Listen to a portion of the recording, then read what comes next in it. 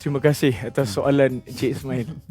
Saya dekat sebelah ni nak bagi tahu kepada semua student yang ada dalam ni yang tengah tengok this session, contohi ini Puan Finas, Allahu antara Akbar. contoh yang perlu awak ikut. InsyaAllah. Allahu Akbar.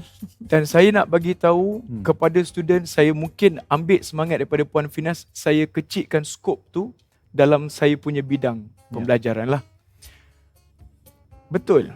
Apabila Puan Finas tengok mereka-mereka sana ada baby yang terkulai layu, macam mana diorang nak survive, saya ambil dalam part pendidikan, saya duk memikirkan macam mana student Form 5 2020 waktu tu tiba-tiba tukar pada bulan 3 online, pandemik, diorang nak survive untuk SPM.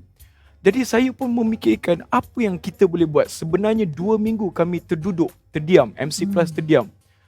Sebab kita selama ni offline. Kita tak tahu apa kita nak buat untuk pastikan diorang masih lagi dapat pendidikan waktu online. Jadi itu yang kita dapat idea. Alhamdulillah, idea ni memang datangnya daripada pencipta lah. Kita dapat satu app which is Zoom untuk kita mengajar student online. Pada mula tu memang sedikit awkward. Bayangkan sebelum ni kita mengajar offline, kita jumpa student, kita boleh tengok dia orang punya reaction.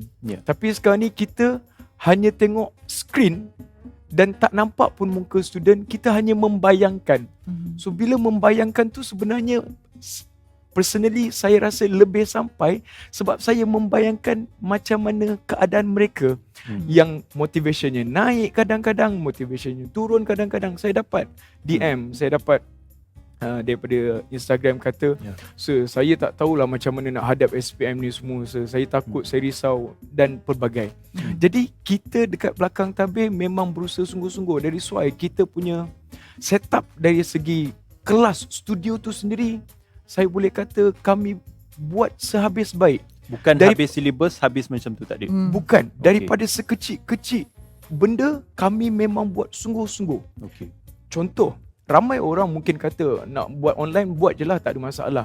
Sebenarnya tidak. Kalau ada cikgu, ada online dan juga ada student, adakah dia akan sampai? Juga tidak.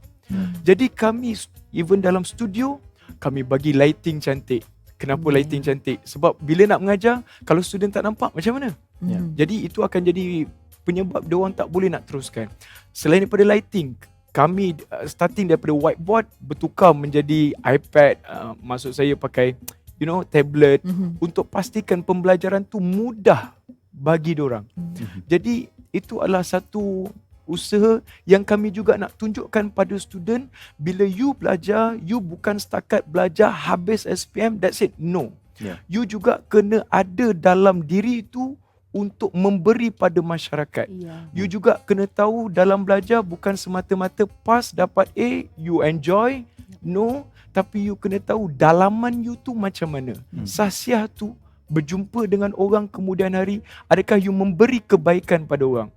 Jadi bila saya dengar daripada Puan Finas tadi, daripada Encik Ismail, daripada Tuan Syekh, itu membuatkan saya rasa lagi berkobar sebenarnya untuk pastikan student-student ini bila belajar bukan belajar semata-mata.